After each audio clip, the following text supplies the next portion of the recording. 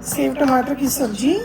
This is a personal favorite and I love to serve it with just plain fulkas or bajra roti or jowar roti. Let me show you how I prepare it in my style. 2 onions, 6 tomatoes. Let's chop it up. Onions are cut and tomatoes are ready. I'm going to prepare this sabji in the pressure cooker. Heating up about 4 to 5 tablespoons of oil here. Once this is hot, the only tadka that will go in here is cumin seed and bay leaf. Oil is hot. Let's add some cumin seeds. And this is almost about a tablespoonful of cumin seeds. And this sabji is nicely flavored with the roasted seeds along with the bay leaf. So let it toast for just a few seconds and then I'm going to add the onions. I'm adding salt. It will help the onions cook down faster. Along with that, I'll also add some turmeric powder. Indian cooking isn't complete without turmeric powder. So here goes about less than 1/4 teaspoon. Mix this well. You don't have to saute it for too long. Just mix it.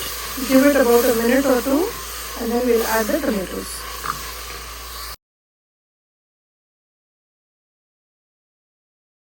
I've just added the tomatoes. Now close the lid and we'll take about 3 to 4 pressure whistles. Keep the flame on medium heat. Don't add any water. Right now, the only spices that's gone in is turmeric powder and salt.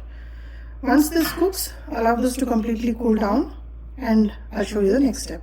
The spices that I'll be using today is garam masala powder, chili powder and coriander seed powder.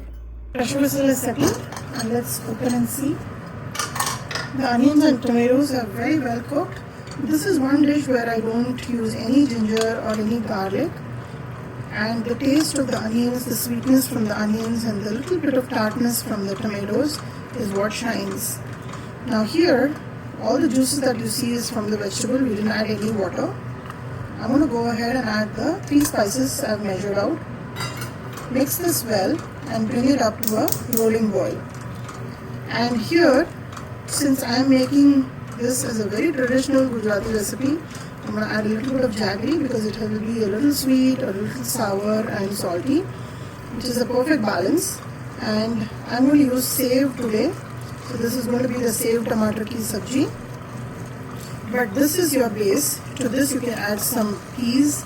You can even add some boiled potatoes. It will still be very tasty.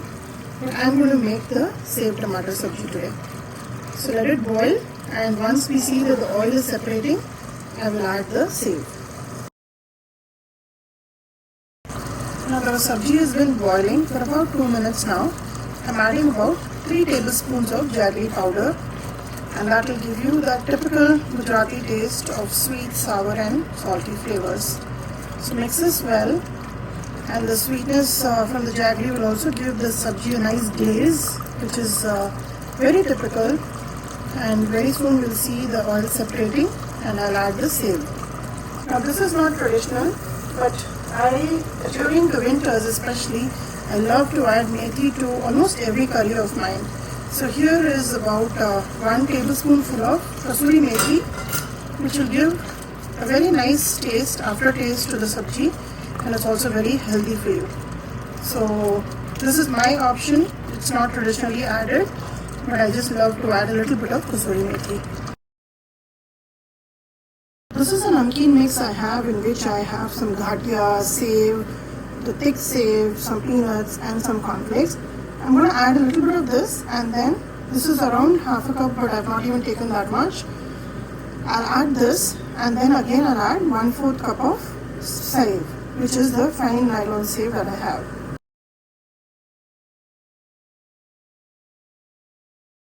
Just the seasoning, and you can notice that once we added the namkeen, it was instantaneously soaking up all the water, which is perfect. Now ideally in the Gujarati food there will be a little extra oil, but I've added only the amount that I can probably handle.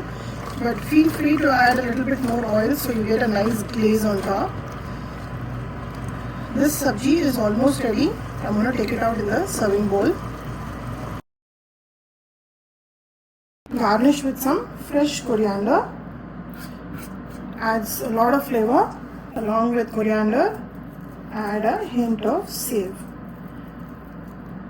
This is my way of serving this dish. I'm sure you have your own ways to prepare it too. So give this recipe a try, like and subscribe my channel.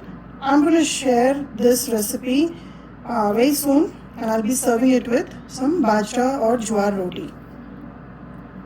Let me know how this recipe turned out for you.